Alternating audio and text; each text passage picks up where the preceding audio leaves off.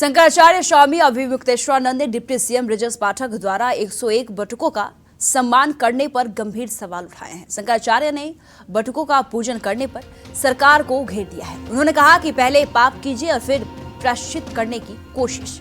ब्रजेश पाठक शक्ति विहीन उप मुख्यमंत्री हैं। ब्रजेश पाठक ने जिस तरह से महापाप लगेगा कहकर सब कुछ ईश्वर पर छोड़ता है, इससे स्पष्ट होता है कि वह कार्रवाई नहीं कर सकते हैं, वह कमजोर है।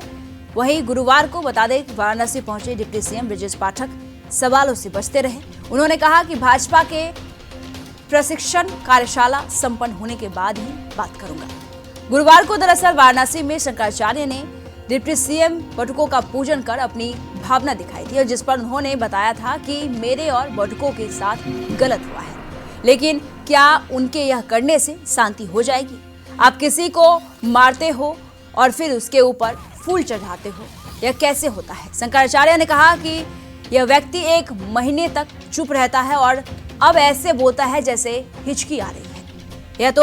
यह हो सकता है उसके समाज का दबाव, उसके वोटर का दबाव हो। भारतीय जनता पार्टी की तरफ से किए जा रहे अपमान और बार बार इस तरह की चीजों से उनकी पार्टी के लोग नाराज हैं। सैकड़ों लोगों ने व्यक्तिगत रूप से क्षमा मांगी है।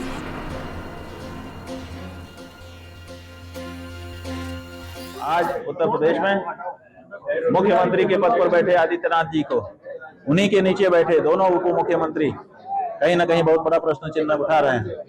तो जब अपने नीचे के ही लोग प्रश्न चिन्ह उठाने लगे तो फिर सत्ता में बने रहने का भी नैतिक हक कहीं ना कहीं कमजोर हो जाता है। आज लेकिन 101 बटुकों को उन्होंने सम्मान दिया। ठीक है, उन्होंने दिखाया कि हम बटुकों का सम्मान करने वाले लोग हैं, तो फिर हम उनसे यही पूछना चाहते हैं, तो फिर आपकी पार्टी में बटुकों का अपमान करने वाले लोग कैसे रहते हैं? आप उनको भी तो हटाइए। देखिए, घर में आप खूब रंगोली बनाइए, लेकिन पहले झाड़ू लगा करके कचरा तो बाहर निकाल दीजिए।